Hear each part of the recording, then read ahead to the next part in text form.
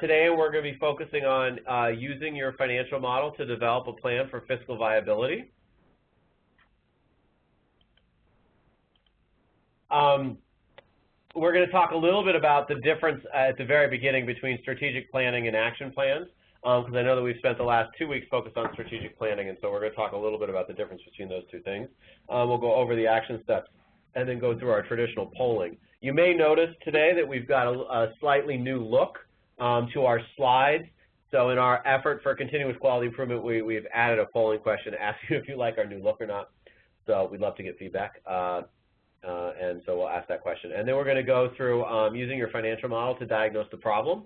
Kind of what are our specific problems, what problems should you focus on, what are the available solutions, and then what's your action plan for implementation. We'll wrap up and do our action steps at the end like we usually do. And then we'll get you guys all back out to hopefully enjoy a nice weekend, although today, at least outside of my window, it is not a very nice day. So hopefully the weekend will improve in terms of the weather, and everybody will get to enjoy a nice summer weekend. So, you know, one of the things that's gone on over the last couple of weeks is we've really been focused on this issue of strategic planning. And now we're really looking at kind of diagnosing your problems and coming up with an action plan. And so we wanted to talk a little bit before we jump into today's topic, a little bit about what the difference between those two things is. And I think, first of all, you know, there is a difference. You know, the strategic planning really is more about the broad vision and less about the concrete individualized steps that you have to take and that all the other people in your organization have to take. And so the action planning that we're going to talk about today is really about those you know, concrete steps that you take to get actually started on your strategic plan. And so we're going to also give you some examples today about how to develop that action plan. And then Dave has done a really nice job of pulling together some scenarios, of exactly how you can come up with possible diagnosis and what they look like in the benchmarking tool. Because I think, you know, one of the things is, like, you know, many of you have, you know, now filled out your benchmarking tool, and for those of you who've sent it in, we gratefully appreciate that. But now really the next step from there is in kind of how do you use that tool to start making changes, and so Dave's going to walk through how you do that. So just, you know, focusing on last week, you know, really the action step coming out of last week was whether you were able to sit down with your core implementation team and discuss how to move forward with a strategic planning process and to see what information you could use to do that. So we're hoping that you did that and were able to find some things and really to start to pull together the information that you needed. So again, if we can put up the polling questions, Ev, we're going to go through those one by one. So the first polling question, as Ev gets them up there, is did you log in alone or as part of your core team? So as we usually do, you know, if you can, there they are. So did you log in by yourself or as part of your core team? And then the second polling question, like we ask every week, is who's on the line, you know, whether finance or clinical leadership, executive leadership, or as a clinician. And then the third polling question is this question of we are field testing today our new look slides. So let us know, did you like them? Did you like the old ones better? I had no clue, I didn't even notice, or I don't have a preference. So if you could log in on those. And then the fourth polling question today is, were you able to start filling out your project planning worksheet? Yes, no. We reviewed the worksheet, but we didn't fill it out. And then what is the project planning worksheet? So if you could just fill out those polling questions. And Ev, I'd give them another, I don't know, till like minute 110, and then close it down, and we'll see what the answers are.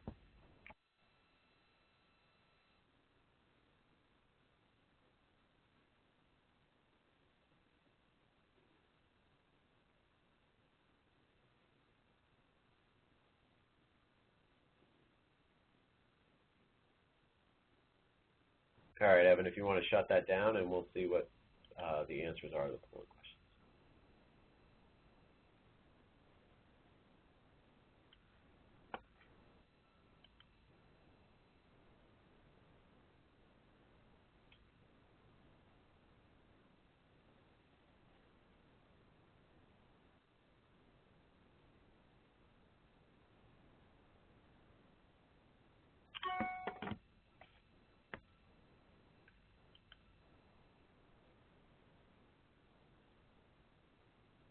Okay. Looks like most folks logged in by themselves, but other folks logged in with some other people, so that's always good. And we've got, as usual, we have a bit of a blend of staff across all the different programming types, staffing types, which we really like. It looks like no one liked the old ones better. Some folks didn't have a preference, and some folks didn't notice. So it looks like we got a plurality. So we'll take that into consideration as we look at new slide types. And then a number of folks actually started using the tool, and some other folks have reviewed it but haven't put it into action yet. So we're gonna hopefully talk about that a little bit more today and kind of move forward from there. So today we're going to focus on some specific steps you can take after you've created your strategic plan. Well, like after you're done with your strategic plan, you've got to focus.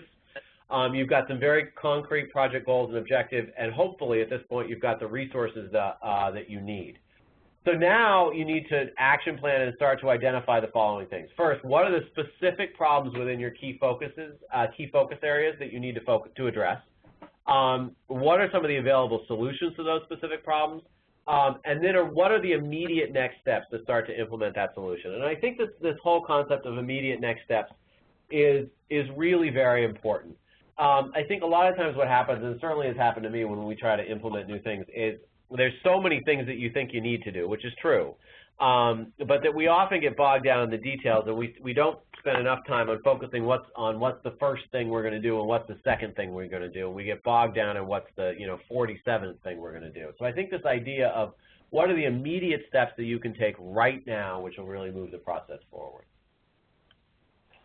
So there's some really key questions when you start to think about action planning. One is just picking the problem, and Dave's going to walk through some of the common diagnoses that we run into in terms of coming out of the benchmarking tool. So, what's the problem that we're going to pick? And it also has to be a problem that we can solve. There are some problems that in terms of financial benchmarking and those kinds of things, that you just can't, you're not able to solve. You don't have the resources, you don't have the whatever to solve. So it's focusing on some problems that you can solve. What would resolve the problem? Would it be restructuring your staffing duties, focusing on your collectibles, pushing down new policies and procedures, those kinds of tools? And then what kind of tools are you going to need to resolve that problem? Who needs to be on the bus to do that? How often do you need to meet? Who do you need to talk to? And then do you need to bring expertise in from the outside? Do you need more information? Do you need more reports? What kind of additional data do you need? What are the tools and resources that you're really going to need in order to solve that problem? And then what are the immediate steps that you can take? What's the first thing that you can do tomorrow or Monday, or especially on a rainy day like today? And then how will you know it worked? How are you going to measure it? And then, so what kind of measurement do you need to do to know that it's going to work? And next week, on the webinar in 2 weeks on our next module, we're going to talk about individualized performance measures to be able to monitor how things are going to work. How will you know it worked? And then by when? So not only what are you going to do to measure it, but how long is it going to take before you actually know it's going to work? If you're not going to know for 9 months, then that's probably too long. What can you do to what can you do to actually make it work?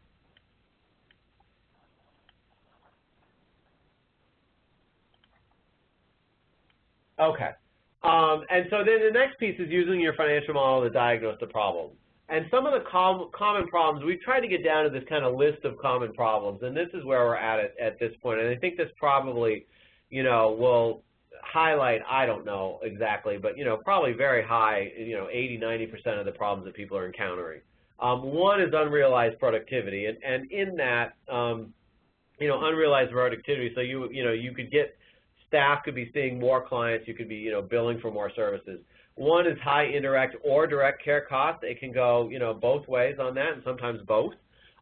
Poor payer mix balance, so a very high level of commercial insurance with commercial contracts that aren't returning, the costs that are associated with you delivering the service. One is unrealized. Another one is unrealized revenue in terms of, you're providing a lot of service, but either you're not sending the bills out, or the bills are getting rejected by your payers and coming back, and you're not getting the money from them. So you're delivering the service, you're just not getting paid for it. And then the other, which is really part of, kind of blends into high unrealized productivity, but I think it's its own special consideration because it's such an issue for folks, is this issue of high no-shows. And you know, at the end of the day, folks are sitting in their office and they don't have someone in front of them. Or, you know, in a more clearly defined version of no-shows, this idea that, you know, that people aren't canceling with sufficient amount of time for you to be able to refill that appointment. So common diagnoses in the model are both productivity, indirect costs, and payer mix. And I think at this point I'm going to pass it on to Dave, who's going to go through those particular scenarios. Dave? Yeah, thanks, Andy. Welcome, everybody. It's nice to be back this afternoon. As soon as I get control here, we're going to look a little bit at 3 of these different scenarios in the model. Sorry about that. You should be the presenter now. Yeah, okay, thanks. And I'm going to take a second to share my desktop.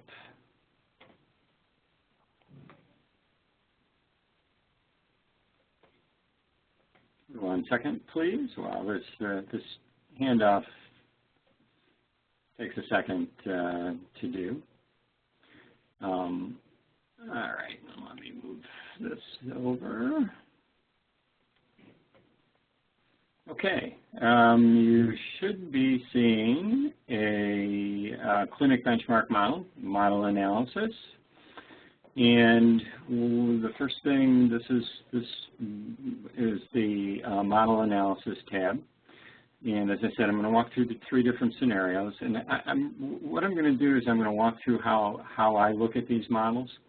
I've had an opportunity to take a look at a number of individual agencies'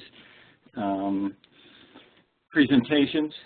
There are a limited number of variables in this model, and you get a sense and a feel for how those variables interact with each other, and I'm going to sort of walk through the process of how I take a look at this. So we have a basic clinic here. It's a relatively small clinic. It has a total of 8.4 clinical FTEs, and you'll see with a total cost structure of $1.3 million, we're generating a $163,000 loss.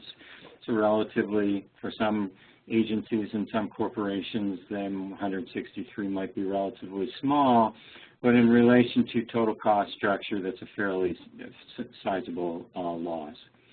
So basically what I do, first thing I do is I just go through the tabs. I'm going to run over and start with employees direct care. First thing I take a look at is fringe benefits as a percentage of gross. In this model, 25% is probably on the low side. Some of the other, we've seen this range anywhere from 23% to 60%. 60% obviously being at the very high, and anything in the 20s, I think is probably a reasonably good number. What I also look at is work week and hours. This clinic has a 40-hour work week. In 40 hours, normally you can certainly generate more productivity per cost as you can, particularly with a 35-hour week.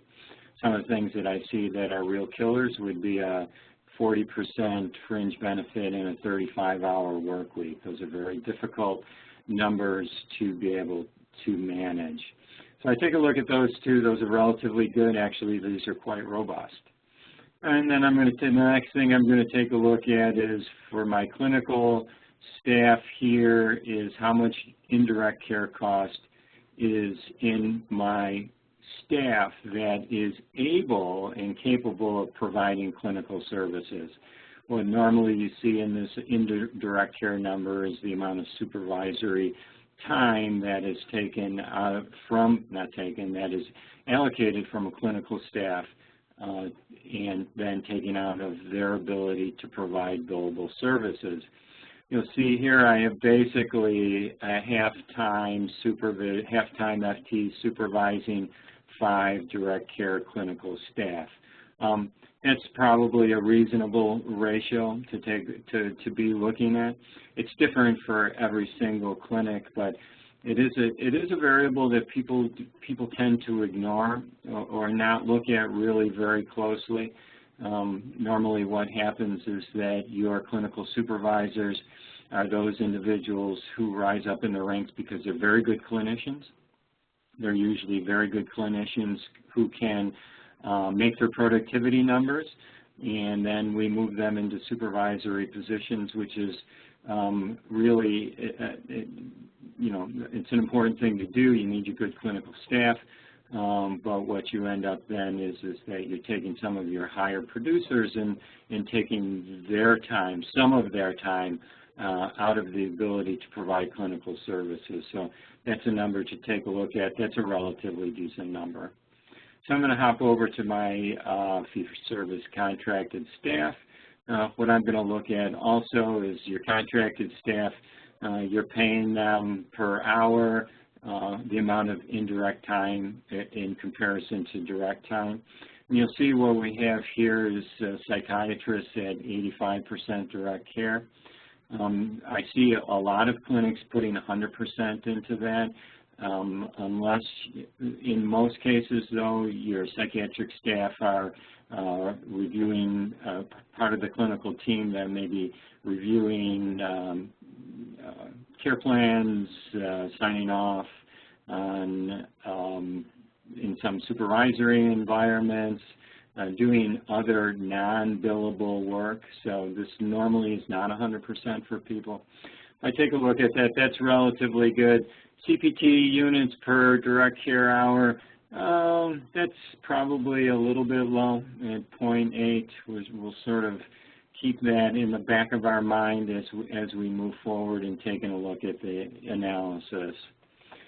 And I'm going to go to the next tab, which is our indirect care cost tab. And I'm looking here, so one of the things that I look at here is administrative overhead, 11%. That's a relatively decent number. I'm not seeing anything that's popping out in other operating expenses. Rent and equipment are within normal ranges for a clinic this size. Here I have six indirect staff members for, and I pop down here and I say, okay, I've got 5, 6, 7, 8. I've got 8.4 clinical staff and 6.2 non-clinical positions. We're going to have to take a look really at some of the other variables to understand whether that's going to be a problem for us. And the next thing I'm going to do is I'm going to hop over to my final tab here is the model analysis. And the first thing that I take a look at is the payer mix. And I really hone in on these, the areas, particularly as it relates to Medicaid, your private insurance, and then this no payment. This is the piece that Andy had referenced earlier, where you may be getting a lot of denials, claims being rejected, not failing to get proper authorizations. You may have your QA or UR teams voiding claims because progress notes were not final approved or treatment plans were not signed in a timely fashion.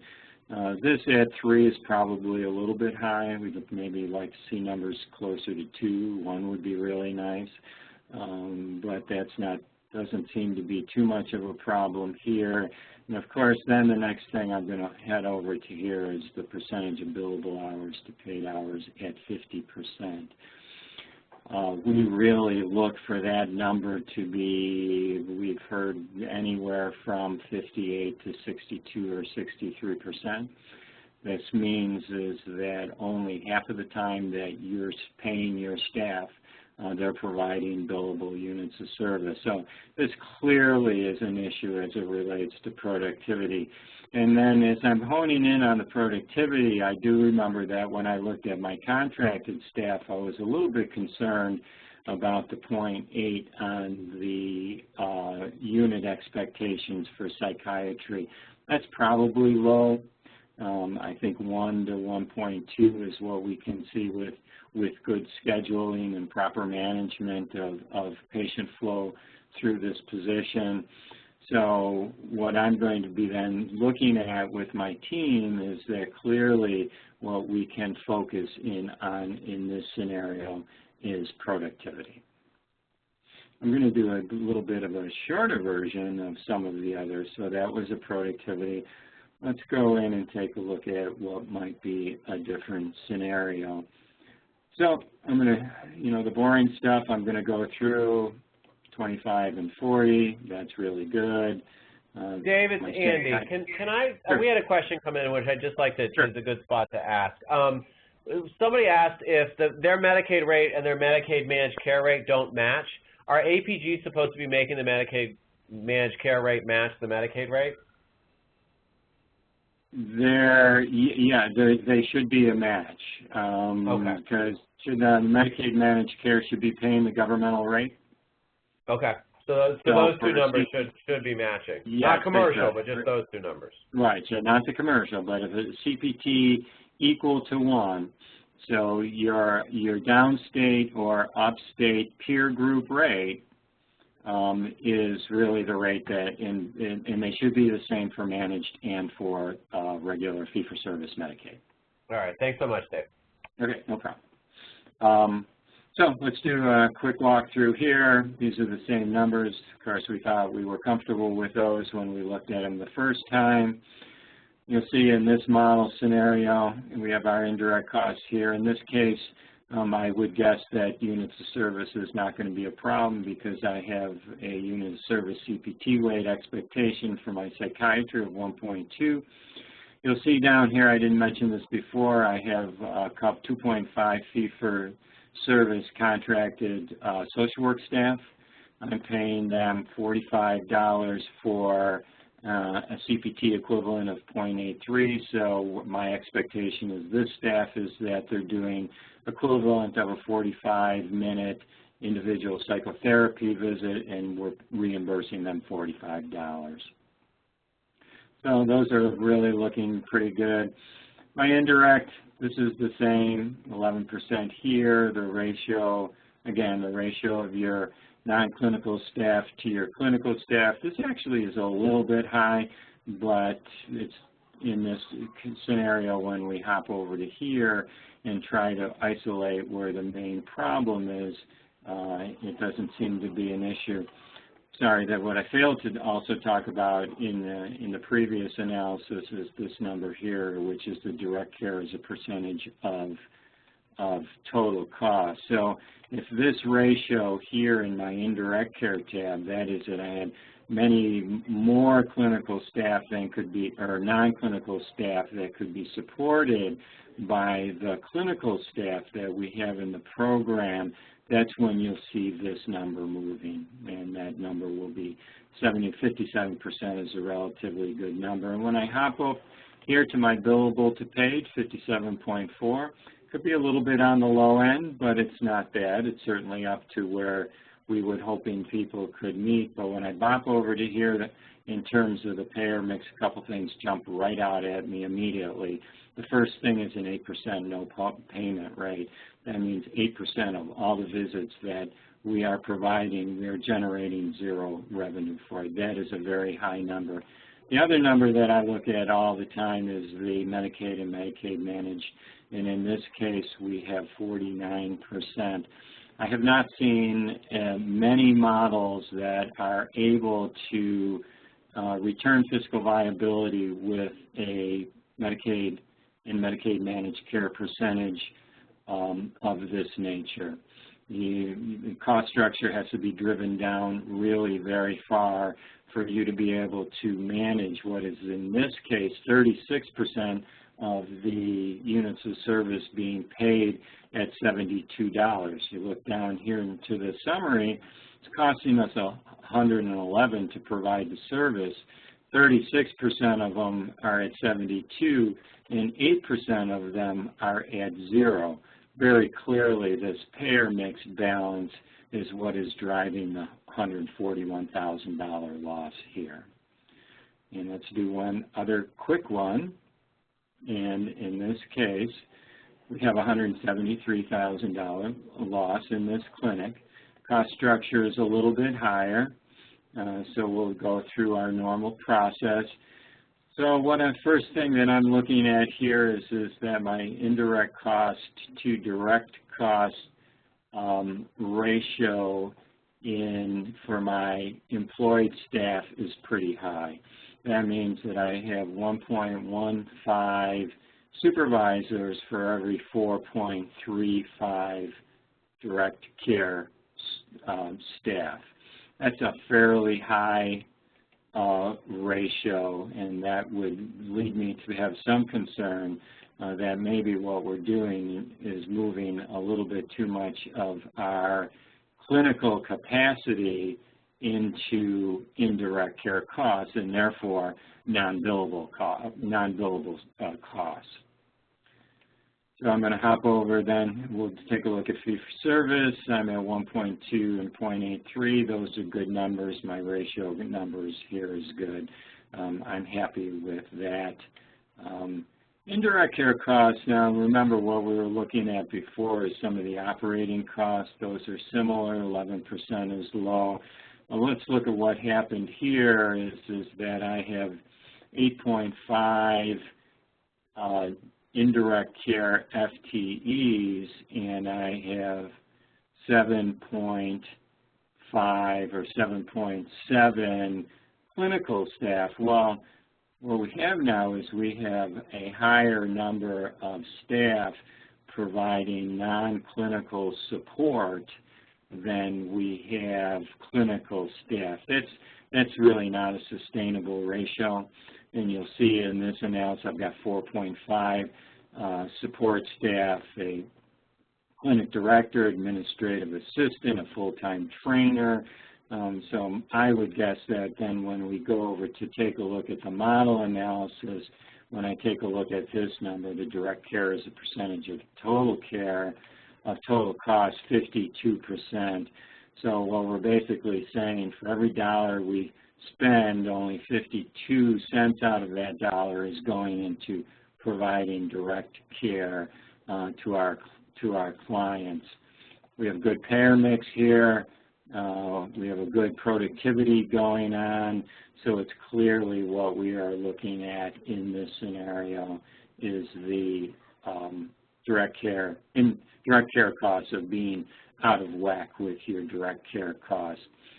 So I hope that I was able to demonstrate sort of the process that can be gone through to isolate. Now, I do want to say that I made very simple examples here, and they were very glaring examples. But to be perfectly honest with you, that's what we find with people when I look at the models.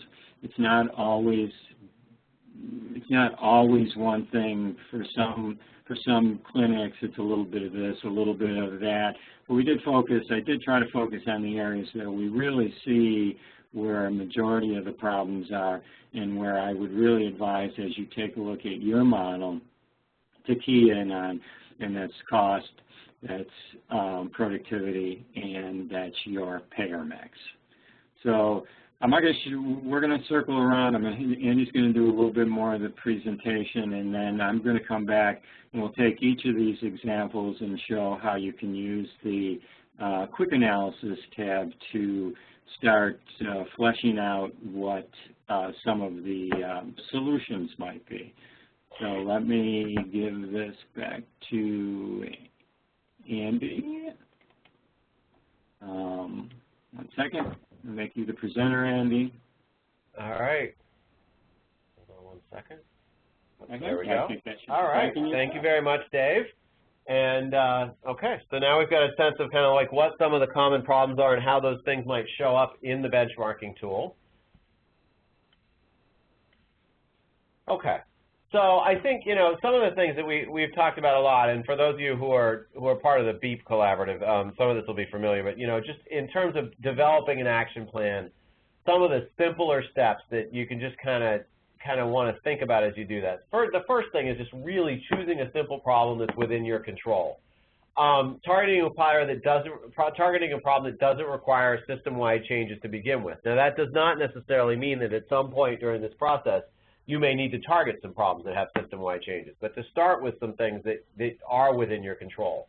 And then find something that you can have a solution for in a reasonable amount of time so that you can get some bang for your buck and start to see some actual results, because there's nothing like getting no better way to get buy-in from folks than starting to see some results. And that it's relevant to the key goals and responsibilities, and just to be mindful of the fact that sometimes a lot of little changes can add up to a really big, significant change. This whole concept of making sure you get leadership buy-in without providing leadership burden.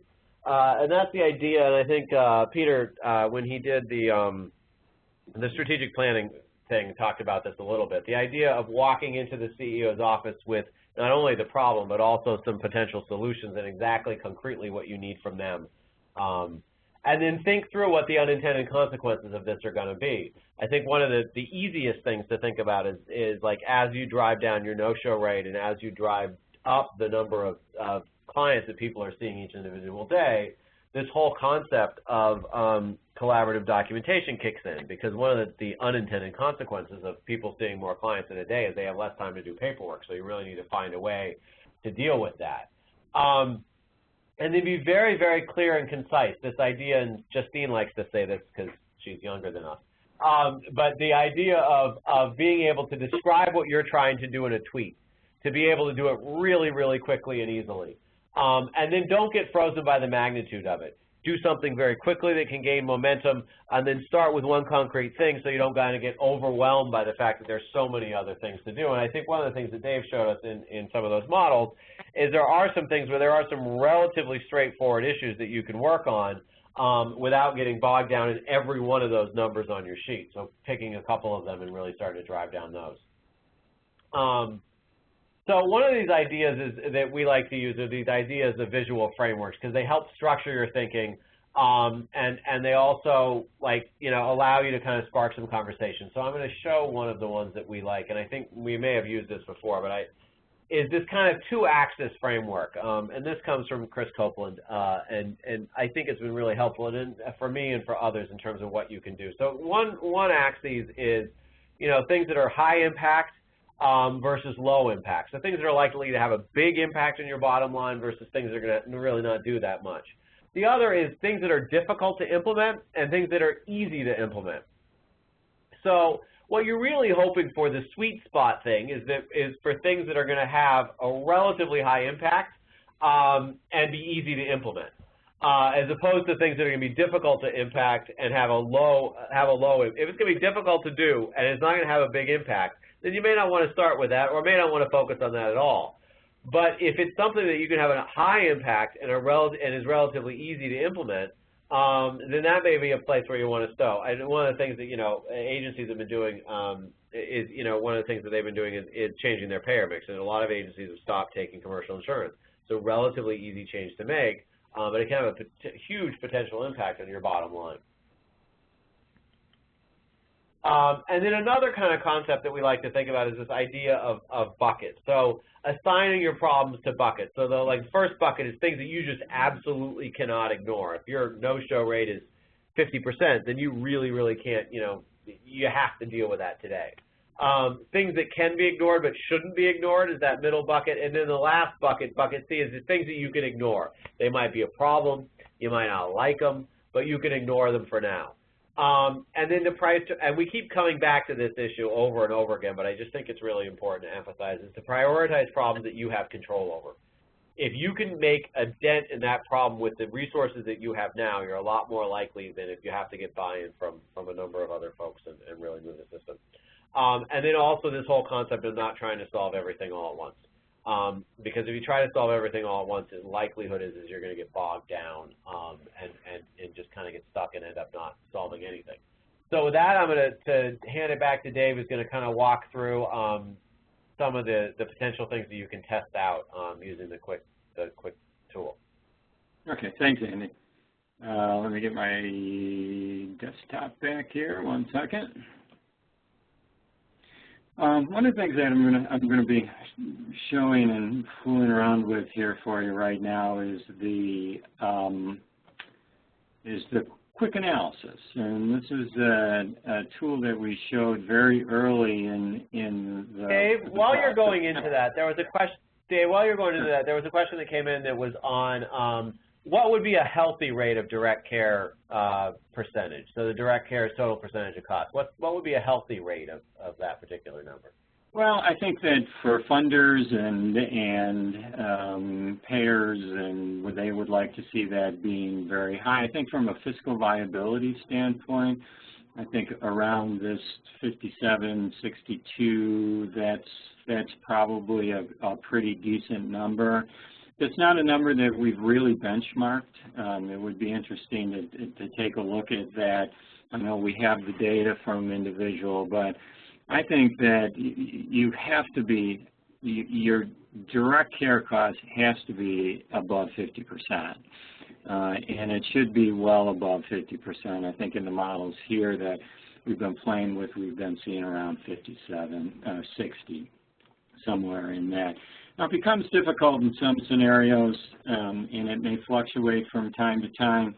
You know, if you're implementing your electronic medical record, and this is the first year, and you need somebody to support that, and you need training, and you need to up your QA and UR staff because you're fearful of missing something in that implementation, then there might be a use case or a business case scenario to have a bit higher direct care costs during that period of time.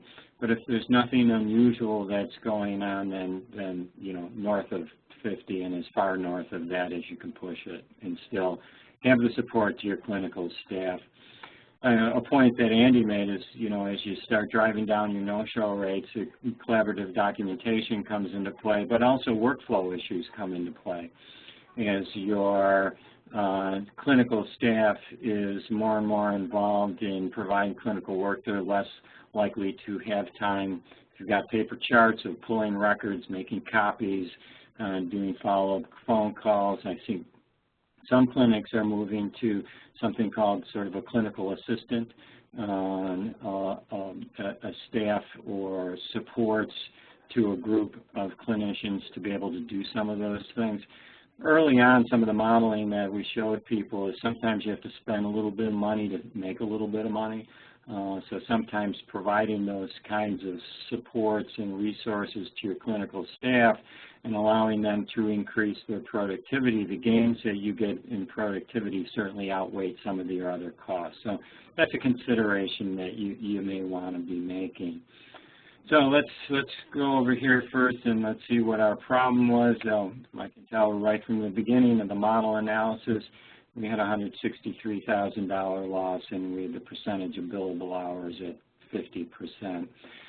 So one of the reasons we talked about maybe using this quick analysis tool is that when people put all the time and energy into building the model, there's a reluctance to go in and change numbers within the model.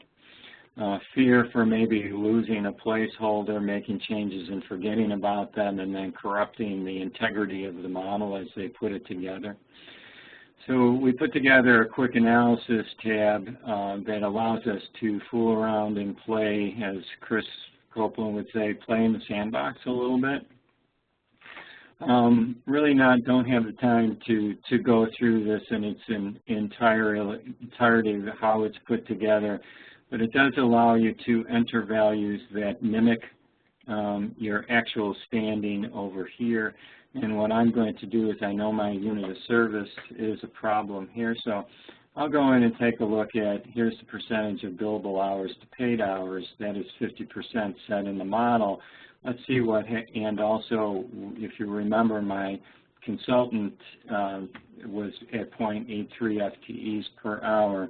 So let's say we have our talk with our physicians and we think we can get that up to 1.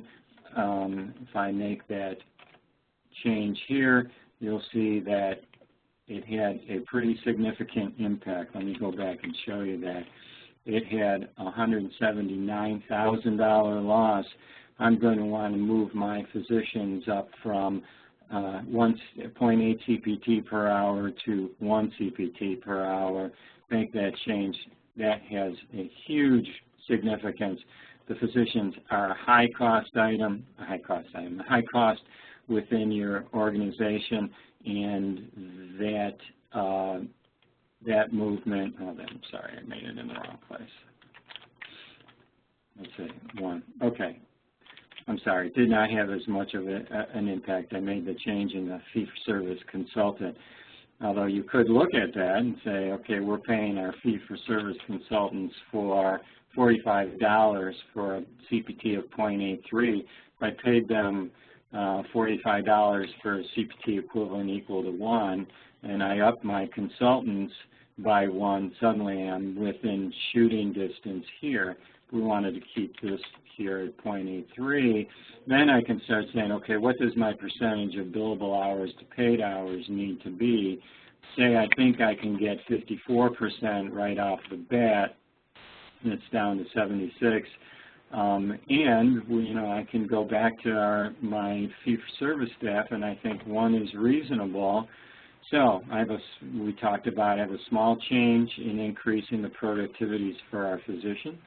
I have a small change as it relates to my fee-for-service staff, and maybe I have a doable and reachable change in my percentage of billable hours to paid hours for my clinic staff, my employed clinic staff, and suddenly that number is green. Now, this is an oversimplification of this, but it's the opportunity then to, once you've keyed in on the variables that you need to address, playing with some of the different numbers. And since we're running out of time a little bit, I'm just going to take a look at one more, and that would be payer mix. Remember that we were at 8% no payment. Let's go back over into our quick analysis and take a look at this no payment number. If, in fact, we could lower this no payment number and increase our Medicaid managed by the same number, so I've got $141,000 here. Let's see how sensitive this is.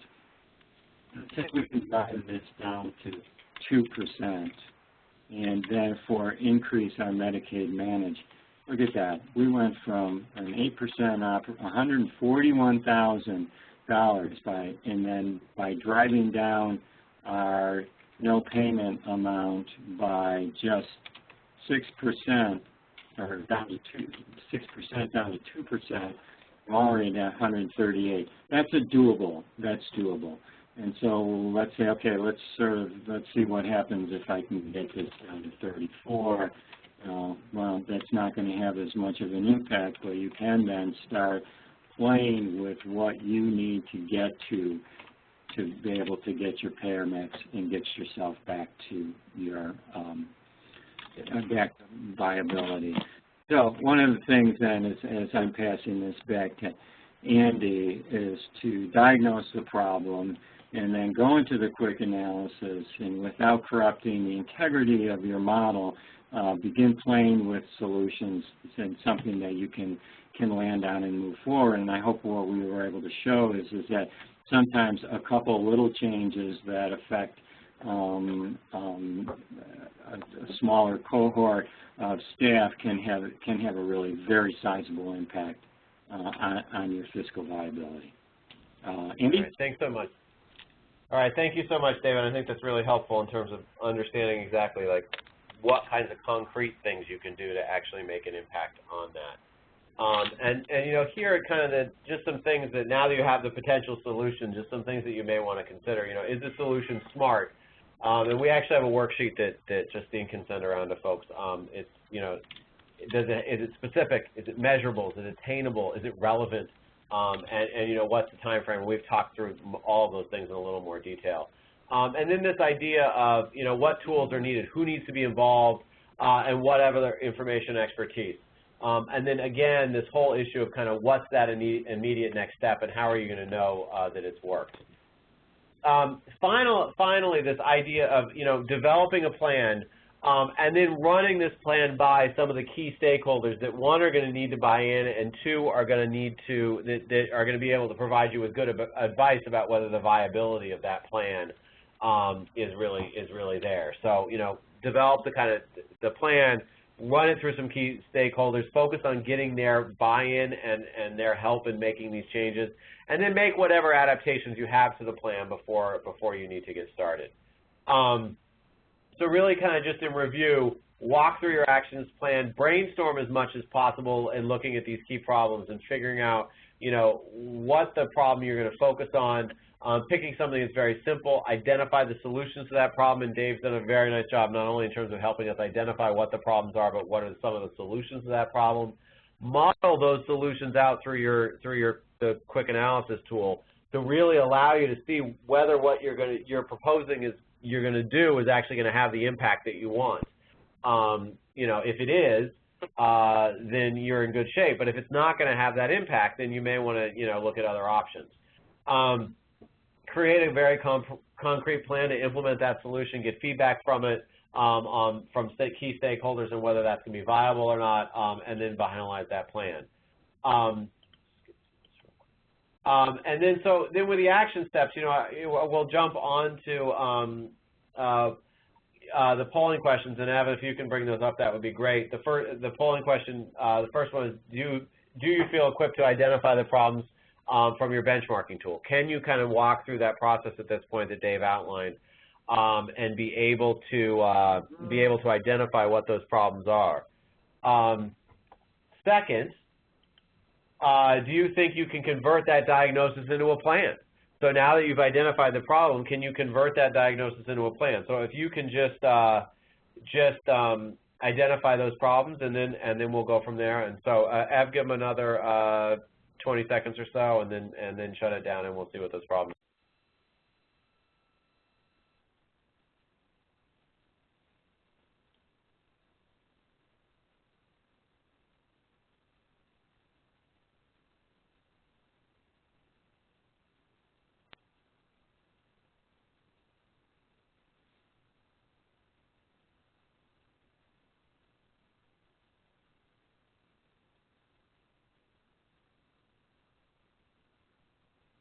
Okay, we're just waiting for those polling questions to come back up.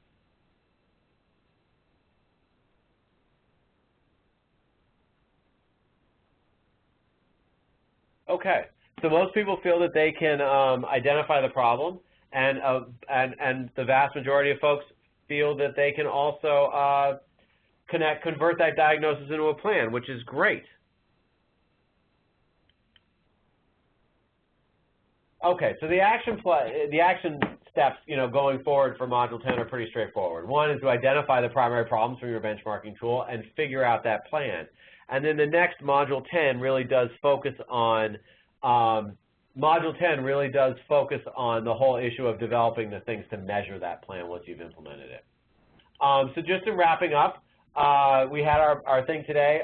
Next week we will have office hours, but please send in your questions. Last time we canceled on the benchmarking in terms of strategic planning because we didn't have any questions and we didn't want to kind of hold up people's time, and we may do that again. So if you have questions, please submit them via the link, and if there are questions that people want answered, we will absolutely hold those office hours, but we don't want to, you know, hold up people's time if we don't need to.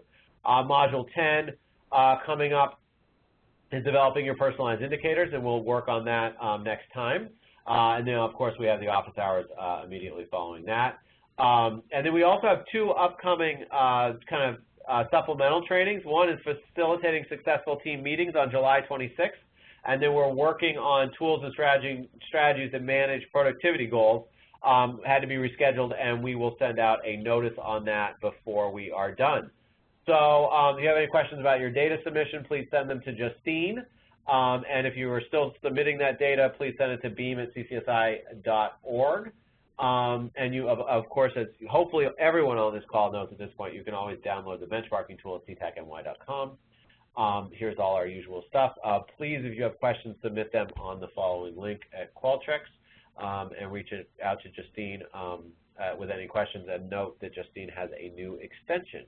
Same place, just changes the extension code. So with that, we will wrap up, and I want to thank everybody for joining today. And we will be talking to you guys next week for office hours, and then in 2 weeks about outcome and benchmark tools, okay? So thanks to all, and I hope everybody has a nice weekend, and I hope that this all wraps up, and we will be talking to you all next week. So take care, everybody, and have a wonderful weekend. Bye-bye.